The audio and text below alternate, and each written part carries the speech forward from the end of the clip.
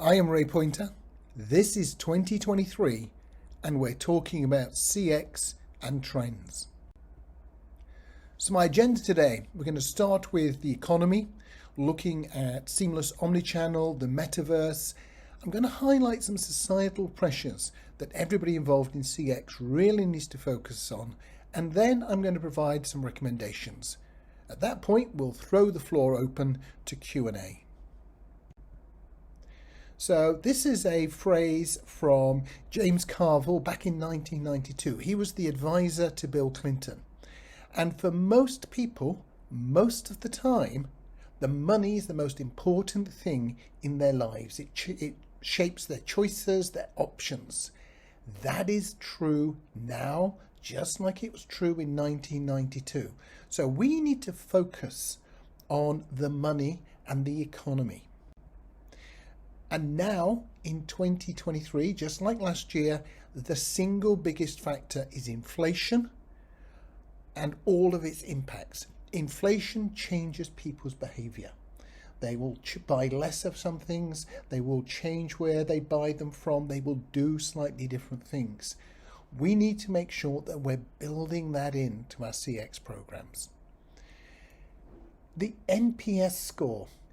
In inflationary times, when you know other people are struggling, you might be less liable to make a recommendation for something that's expensive, and you might be more likely to recommend something which is cheaper that you know that other people can afford. So NPS scores can go up and down because of the economy, not because of the service you're offering. It's also important to remember, and we're seeing study after study showing this, about a quarter of people in most of the Western economies are relatively unaffected by inflation. Maybe they've got an indexed salary, maybe they've got an indexed pension, maybe they simply have sufficient money. So you want to make sure that you keep offering these people the sort of services they want. Don't think you need to discount everything. Don't feel that you have to take all of those really luxurious items off the list, because these people still want to buy those products and services. Go empathy first, efficiency second, money making third, to make more money in the long term. For many years now, we've talked about lifetime value. We look at a customer and say, how much money could we make over the next 5, 10, 20 years? So rather than just looking at this as a single, short, not particularly big purchase, we look at the lifetime value of the customer and say we should treat them right. In inflationary times, in times of difficulty, empathy first means that maybe this year you won't make as much money from your customers, but in the long term you will make more. They will become more loyal if they know that you had their back when they needed help. And you need to focus on themes, not cases. Remember, when we do a CX program, we're only talking to a small minority of all the customers. It's not good enough just to fix their problems. We need to start looking at the whole customer base and say, how many people are struggling in this economy? How many people are not struggling and therefore still looking for the upmarket options? How do people want to pay? We need to do things like segmentations, driver analyses, and so on, so that we're looking at the total customer base. And to do that, we mustn't focus on cases. We need to use the cases as an input to themes thinking, so we understand the wider customer. Seamless omnichannel, not the prettiest word, but a really important phenomenon. So what we're seeing now is the shift from multi-channel through to seamless omnichannel. And we've gone through the clicks versus mortar into that multi-channel, but now people want everything to come forward in a really straightforward way so that they can understand what they're seeing, what they're getting, and how it's going to work for them. That's the key features there. We get this terrible new word, which I hope won't catch on too much, phygital. The combination of the physical and the digital, recognizing that 2/3 of shopping experiences start online. This is a phrase that actually comes from America back in 1896. It's where the Supreme Court ruled that separate but equal facilities were not racist, something that, thank goodness, was got rid of later on.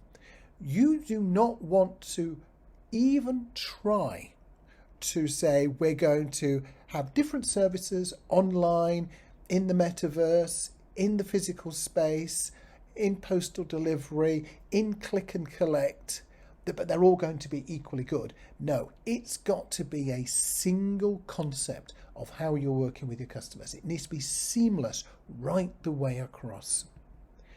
You want to focus on the gestalt, not just the parts. So the Ford Edsel was created by looking at all the different things that people wanted. It had the best radiator, the best bonnet, the best hood, the best trunk, the best wheels, and almost nobody bought it because it wasn't the right combination. You can't simply take the best of everything and put it together and assume that that is the best product, because you need to look at themes, not just at specific cases. How do we combine this information? So we're producing services, or we're producing products that people really want, and they're going to work for them in the way that we would like them to work for them.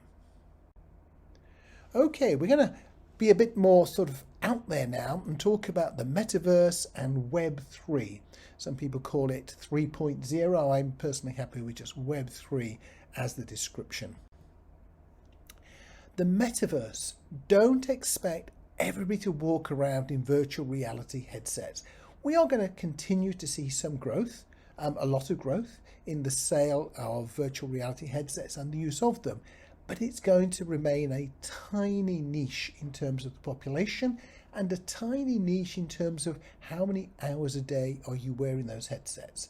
They're kind of the poster child for all of these metaverse things that are going on. Web3 is much more around the devolved and the democratized web. People being able to control things themselves, to be able to work with the data themselves, to be able to do all sorts of things themselves. And we're seeing a lot of reference, both in the context of Metaverse and with Web3, for extended media. Augmented media is a good example of this, where in addition to what is there, you see additional information. It combines the physical and the digital, that phygital word that I talked about earlier. And we're seeing all of those come through together. So don't try to pigeonhole the metaverse as one sort of virtual reality thing, or don't try to pigeonhole Web3 as blockchain. Take it as the next generation of mobile, smart, intelligent, interconnected internet, and you'll be on much safer ground. One of the exciting things that's been happening for just over a month now, about a month and a half, ChatGPT. Massive growth in users, enormous amount of interest in it. It's not going to be that important itself. What is important is it's the first one that's broken through into the awareness. There are many other products coming down the wire that are going to come out in the next few weeks. There is a new version of ChatGPT which is going to come out. Now we can see how much is going to change. One of the things that's going to blur is the difference between self-service and service, because self-service, when you're talking to an intelligent chat device like ChatGPT appears, is quite different to traditional self-service. It's much more like talking to a sales associate or talking to a contact center on the telephone. So this self-service versus service is going to be blurred as we start seeing more and more conversational AI. And conversational AI is a really key part of both Metaverse and Web3. So again, focus on the gestalt, not just the parts. Don't think about how are we going to be working with people wearing 3D headsets, or how are we going to do augmented media. You want to look at the different things that people are doing, pull that information together into themes, and work out how the whole customer base can be addressed and move things forward. Your CX programs are going to need to collect data from these new enhanced experiences. If you're providing in-game marketing, you need to be able to measure and evaluate that. If you've got stores in the metaverse, you need to be doing CX in them in a way that integrates with the CX you're doing in your physical stores and in your online stores. So all of this needs blending in. You want to utilize these tools to gather data. So we are going to see more and more tools like ChatGPT used in the data gathering process. So instead of clunky surveys, having conversations with customers about the experience and interpreting that information. And we're going to need to use the Metaverse Web3 to deliver and democratize the results of the information. How can we make sure that the right information gets to the right people in the right way, in ways that work for them so they can access that information better? All of that is the challenge that we're going to see moving forward. So I'm going to talk about 3 societal changes which are going to have a big impact in 2023. They've been having a big impact before. Very unusual for trends to be brand new 1 year from the next. It's more a matter of emphasis. So 3 trends, they've been around and they're going to be really important in 2023. But I'm also going to talk about the say-do gap, which is going to be really important in this context. The first of my societal changes is around climate catastrophe. Around the world, more and more studies like this one from the Pew Research Center is showing that global climate change is rated as one of the most important. Often it is the most important thing to citizens and to customers. They want to know that things are happening, that we're beginning to tackle them. And we've seen this enormous rise in climate-related weather damage and problems over the last 3 or 4 years, and it's going to get worse. So in terms of the CX program, this is a growing global concern. We're seeing a shift towards more sustainable things, so more electric vehicles, a shift away from plastic, but it's not consistent. We see some areas being much more legislated, some areas showing much more customer action. Other areas don't seem to be as problematic. There are some brands doing really interesting things, and one I'm going to shout out about is the blockchain company Ethereum. They made a change back in 2022, last year, to proof of stake instead of proof of work, which is a method of working with the blockchain. It reduced the energy use by Ethereum by the equivalent of the total amount of energy that Austria or Ireland use. Now, of course, that's financially really good news for Ethereum, but it's also fantastic news for the planet. So companies are looking to do things in different ways. Of course, we are going to see, if we move away from fossil fuels, so away from oil, away from coal, away from gas, that's going to have a major impact on the banks and on the finance institutions, to people's pensions. All of that is going to come back to that point about it's the economy, stupid. You can't fix the climate catastrophe without having some unintended consequences for people and their money. And there is going to be a very hard to predict set of new government legislation, new regulations. Sometimes they tackle big things. Sometimes they tackle things like straws are going to be banned. We need to make sure that our brands and our companies are working with that and in advance of that where possible. What are the CX imperatives? You really need to understand what people want and what they think you are delivering. It's so easy for companies to say, well, we are doing this.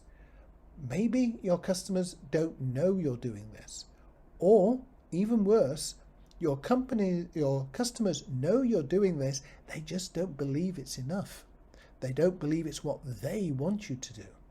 So that's where phrases like greenwashing come into account. You might think you're doing something very green, your customers might just think it's greenwashing. So you really need to listen to what customers are saying in terms of what they want and what they believe you are delivering. Diversity, equity, and inclusion.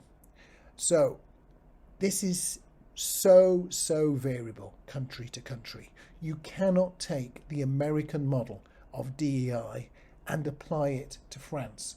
You can't take the Australian model of DEI and apply it to Japan.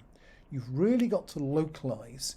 The direction of travel is broadly the same, but the history is different, the priorities are different, and the rate of change is different. We're seeing Gen Z spearheading the pace of change, particularly in areas like gender. However, we need to realise that large parts of DEI are seen really differently by different customers. The first obvious example is about cohorts. So Gen Zs might insist on something and the boomers would rather it didn't happen. They don't like it at all. So we have quite a conundrum there for brands. Do you please the Gen Zs and offend the boomers? Or do you please the boomers and offend the Gen Z? Or do you find some other option where you can meet both of them part way? And of course, that's just the easy case where you can see a cohort difference, the Gen Zs versus the boomers. But actually within every age group, there will be Gen Zs who are not very DEI oriented, and there'll be some who are extremely oriented and have it as a high priority. And there will be boomers who will have DEI at the top of their agenda too. So you can't overgeneralize, but you do need to be aware there are differences. So the first CX imperative is to understand what people want and what they think you are delivering, just like with the climate catastrophe. But the second point I'd make is you really need to avoid averages, because we know that in the area of diversity, preferences vary massively. If you provide the average of somebody who wants much more gender equality and somebody who does not want gender equality, you are going to please nobody. So it matters what individuals are saying and then work that back into themes, but not averages. And the final one is data security. So 2022, last year, I've seen some of the worst data breaches of data ever. It's getting bigger and nastier all the time. So Optus in Australia, medical records for 11 million people were accessed. 5.5 million Twitter users had their data stolen. Student loan service Neltel leaked 2.5 million social security numbers. A lot of these are leading to quite big embarrassments. They're leading to difficulties for people, and it's probably going to get worse. Brands want a 360-degree linked picture of all their customers, but customers might start to rebel if these leaks continue. People might be reluctant to share their data. The reputational damage of being hacked is going to be bigger and bigger going forward. CX programs need to be secure, and they need to be seen as secure by customers and by clients. But I'm going to highlight the say-do gap at this point. So this is from a UK study. 66% of 18 to 24-year-olds say they're already taking steps to be more environmentally friendly through the products and services they buy. But 82% also said they mostly buy on price. At more or less the same time, a Mintel study in the UK showed that nearly 90% of people are buying with Amazon, with most of them visiting the online retailer at least once a month. Amazon has got some appalling comments about its employment policies. It's obviously it's got a low level of paying tax. It's got a high level of using environmentally damaging services like the internet. And the people who are saying that they want to protect the internet are heavy users of Amazon. So we have this difference between what people say and what they do in some cases. So people generally are not lying, but they don't really understand their own preference structure. So they may understate other factors. What do? CX has to use qualitative research, observational research, and driver analysis to dig deeper so we understand the true themes, not just what people say, but what is it that's causing people to act in different ways. So I'm just going to finish with a few recommendations for how we might want to operate in 2023. The first is to avoid averages. Your customers do not all want the same thing. Their human experiences are different. In a perfect world, we would treat every single customer as unique, and we will probably do that in the future using things like AI and conversational AI and so on. But for the time being, we need to identify groups and themes amongst the customer base so we can better offer them what is needed, and we need to avoid averages. We need to establish an inflation mindset. The cost of the resources we use is going to keep increasing. We are going to have to keep asking our customers to pay more. So we need to build that into the whole process. We need to create friction-free, seamless omnichannel experiences, and it has to have a unified measurement system, not different CX programs for in-store, online, click and collect, and all of these different options. You need to start exploring the metaverse and the Web3 possibilities. We're going to see it blurring this difference between service and self-service. It's not going to, for most of you listening to this webinar, make a massive difference in 2023, but learning to use it in 2023 could make a massive difference to where you are in 24 and 25. And finally, I'm going to finish with this idea that I've mentioned several times. Look at themes, not cases. We are not only trying to fix the problems of the handful of customers who we did a survey with and who had a problem and who told us about it. Yes, we do fix those, but they have to identify the themes so all the people we didn't speak to can get a better service too. Thank you so much for listening, and I look forward to your questions.